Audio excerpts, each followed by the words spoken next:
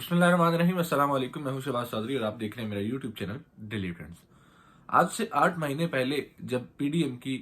हुकूमत जो है वो वफाक में बनी और तमाम जमातें जो थीं वो इसके साथ मिला दी गई, एमकेएम भी उसमें शामिल की गई, पीपल्स पार्टी शामिल की गई, काफ लीग के 2 वोट तोड़कर पीडीएम में शामिल किए गए और वोटों की तादाद जो थी वजीर आजम बनाने के लिए शहबाज शरीफ को 172 की जो तादाद थी वो पूरी की गई।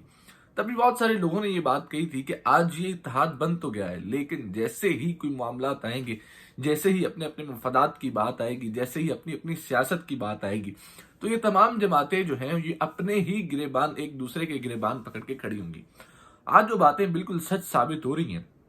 और बार बार जो हुकूमत है या उसके इत्तेहादी हैं, हर पार्टी अपना एक मुतालिबा लेके आती है और हुकूमत को और दीगर जमातों को ब्लैकमेल करना शुरू हो जाती है कि हमारी ये बात माने वरना हम हुकूमत छोड़ के जा रहे हैं। आए रोज एक नई पार्टी एक नए मुतालबे के साथ खड़ी होती है। ऐसी है इस वक्त एमक्यूएम जो है वो इस हुकूमत को जिस तरीके से एमक्यूएम हुकूमत से राहें जुदा करने की बात कर रही है, पीपल्स पार्टी और एमक्यूएम के इख्तलाफात हैं और नून लीग के जितने वजीर हैं उनकी जिस तरीके से दौड़े लगी हुई हैं, ये सारी बातें इस टाइम सच साबित हो रही हैं। लेकिन दूसरी जानिब पाकिस्तान की मईशत का जो हाल है वो सबके सामने है। जितने भी मुआशी एक्सपर्ट्स हैं वो हर रोज ये बात कर रहे हैं कि आने वाले दिनों में अगर पाकिस्तान को कहीं से कोई कर्जा नहीं मिलता, 2 या 3 अरब डॉलर हमें नहीं मिलते, तो पाकिस्तान जो फरवरी के एंड तक है वो प्रॉपर डिफॉल्ट कर जाएगा, क्योंकि फरवरी के एंड तक हमने 8 अरब डॉलर वापस करना है और इस वक्त पाकिस्तान के पास टोटल 5.8 अरब डॉलर मौजूद है,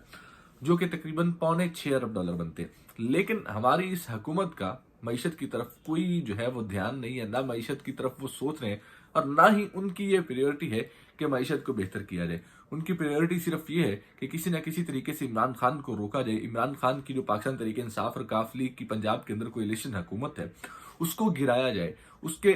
जो गवर्नर पंजाब साहब हैं उन्होंने एतमाद का वोट लेने का कहा परवेज इलाही का, और इसी मामलात के ऊपर फड्डा भी हुआ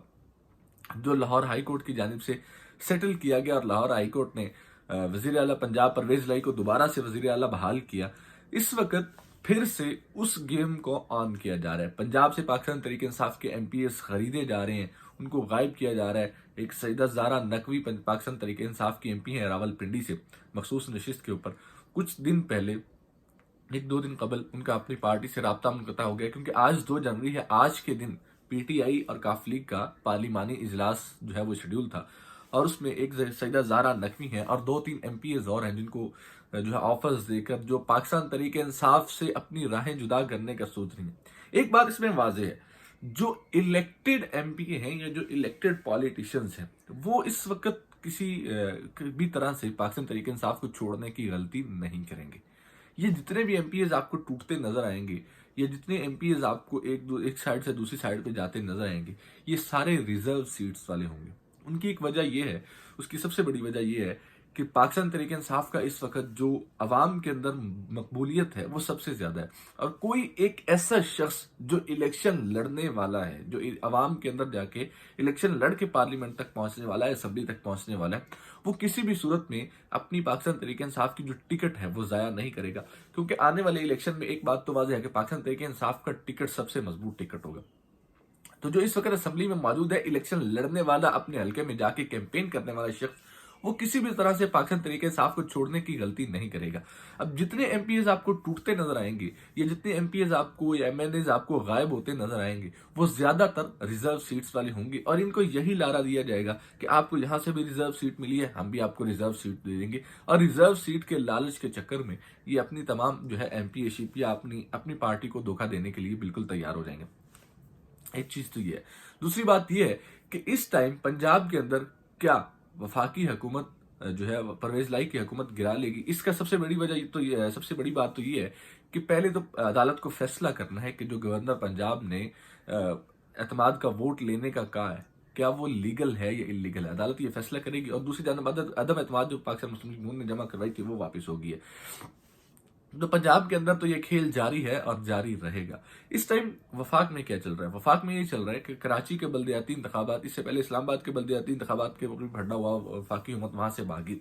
कराची में पीपल्स पार्टी बार बार बल्दियाती इंतखाबात से भाग रही थी, तकरीबन पिछले 3-4 महीने से वो इंतखाबात शेड्यूल है और हर बार वो डिले कर दिए जाते हैं। इस दफा फिर से 15 जनवरी को वो शेड्यूल है اور کراچی کے اندر اسپیشلی جو ہے وہ بڑا ایک پھڈا چل رہا ہے۔ ایم کیو ایم اپنا ایک میئر لانا چاہتی ہے، چاہے وہ کراچی کے ساتھ مل کے ہوں، چاہے وہ کراچی جو پیپلز پارٹی کے ساتھ بات چیت کر کے پیپلز پارٹی کو کہا جائے کہ آپ الیکشن نہ لڑیں، اور پاکستان تحریک انصاف کا کسی طرح سے ان کے خلاف کیمپین کر کے اور جماعت اسلامی کو بھی روک کے ایم کیو ایم اپنا میئر لانا چاہتی ہے۔ اور یہی ایک بات تھی جو معاہدہ ہوا تھا ایم کیو ایم کا پاکستان پیپلز پارٹی اور مسلم لیگ نون کی جانب سے، جب وہ پاکستان تحریک انصاف کو چھوڑ کے پی ڈی ایم میں شامل ہوئے تھے۔ اب وہ معاہدہ انہیں پورا ہوتا نظر نہیں آ رہا۔ ایک تو گورنر سندھ والا تھا، وہ گورنر سندھ کی سیٹ انہیں مل گئی، اور کراچی کے معاملات کو لے کے تھا۔ ایم کیو ایم یہ چاہتی تھی کہ ہم کراچی میں خود کو جو ہے وہ زیادہ مضبوط کریں اور پاکستان تحریک انصاف کو ٹکر دیں۔ اب ایک بڑے گھر کا پلان بھی آ گیا ہے کہ کراچی کے اندر جو ہے پاکستان تحریک انصاف کو توڑنا ہے تو ایم کیو ایم کو مضبوط کرنا پڑے گا، اور ایم کیو ایم کو مضبوط کرنے کے لیے تمام جتنے ایم کیو ایم کے دھڑے تھے ان کو ایک جگہ پہ اکٹھا کیا گیا، اور اب ان کو ایک ساتھ لے کے چلنے کی کوشش کی جا رہی ہے تاکہ کراچی کے اندر پاکستان تحریک انصاف جو ہے وہ کمزور ہو اور پاکستان تحریک انصاف کی سیٹیں کمزور ہو۔ لیکن جو معاہدہ پیپلز پارٹی کے ساتھ تھا کہ کراچی کا میئر جو ہے وہ ایم کیو ایم کو دیا جائے گا، پیپلز پارٹی نے یہ کہا تھا، اب وہ معاہدہ پورا ہوتا نظر نہیں آ رہا، اور ایم کیو ایم اس بات کو لے کے حکومت کو بلیک میل کر رہی ہے۔ اور رات بھر سے شہباز شریف صاحب جو ہیں ان کی اور پاکستان مسلم لیگ نون کی باقی جو پارٹی ہے اور جو باقی قیادت ہے ان کی دوڑیں لگی ہیں۔ کبھی وہ پاکستان جو متحدہ قومی موومنٹ ہے ان کے لوگوں کو منانے کی کوشش کرتے ہیں، کبھی پیپلز پارٹی کے لوگوں سے رابطہ کرتے ہیں، زرداری صاحب سے رابطہ ہو رہا ہے، بلاول بھٹو صاحب سے رابطہ ہو رہا ہے۔ اب ہر بندہ جو ہے وہ ایک اپنا اپنا حصہ، جیسے وہ ایک گائے ذبح ہوتی ہے اور اپنا اپنا حصہ شاپر میں ڈال کے لے کے جانے کی کوشش کر رہا ہے، اور عوام کا کسی کو شاید احساس نہ ہے، نہ وہ عوام کے لیے کام کر رہے ہیں، تو وہ اپنا اپنا حصہ لینے کی کوشش کر رہے ہیں۔ پیپلز پارٹی اپنے حصے کا گوشت لینے کی کوشش کر رہی ہے، ایم کیو ایم اپنے حصے کا گوشت لینے کی کوشش کر رہی ہے، اور ایم کیو ایم اسی کوشش میں ہے کہ میئر جو ہے وہ ہمارا آئے کراچی کے اندر۔ آج پاکستان مسلم لیگ نون کی جو قیادت ہے وہ مذاکرات کرنے جا رہی ہے، اور وہاں پہ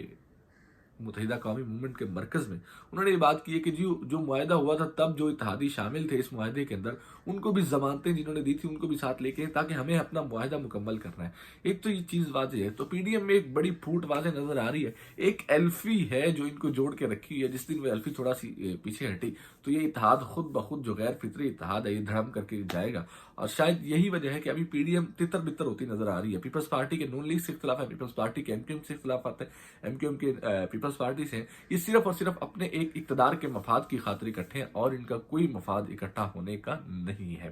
دوسری جانب اسلام آباد کے جو بلدیاتی انتخابات تھے اب کراچی کے جو ہو رہے ہیں تو اسلام آباد کے بھی ہونے چاہیے، اور ہائی کورٹ کی جانب سے اور پاکستان تحریک انصاف جو ہے وہ بار بار کورٹ میں جانے کی بات کر رہی ہے، اور جو چیف الیکشن کمشنر ہے ان کے اوپر توہین عدالت بھی لگنے کی کوشش ہو رہی ہے۔ تو اب حکومت کے پاس شاید کوئی راستہ بچا نہیں ہے ماسوائے انتخابات کروانے کا، تو وہ سوچ رہے ہیں کسی نہ کسی طریقے سے انتخابات کروا دیے جائیں، انتخابات کروا کے جو ہے جیسے بھی ہوں اسلام آباد کے جو ہے وہ انتخابات کروا دیے جائیں۔ اور ان سارے معاملات کے بعد اتنی معاشی جو سنگین مسائل ہیں ان کے بعد، دہشت گردی کے مسائل کے بعد، پہلے بھی نیشنل سیکیورٹی کونسل کی میٹنگ ہوئی، آج پھر سے میٹنگ ہو رہی ہے، تو بہت اہم فیصلے متوقع ہیں۔ دیکھتے ہیں کیا فیصلے ہوتے ہیں۔ پاکستان کے تمام لیڈرشپ جو ہے وہ سیاسی قیادت بھی وہاں پہ موجود تھی، فوجی قیادت بھی وہاں پہ موجود ہوگی، تو دیکھتے ہیں کہ کیا معاملات بنتے ہیں۔ عمران خان کو روکنے کے لیے کیا نیا پلان آتا ہے، اور پاکستان کی معیشت کو بہتر کرنے کے لیے بھی کوئی پلان آتا ہے، عوام کا درد رکھنے کے لیے بھی کوئی بات ہوتی ہے یا نہیں ہوتی۔ اسی کے ساتھ مجھے دیجیے اجازت، اور دیکھتے رہیے ڈیلی ٹرینڈز۔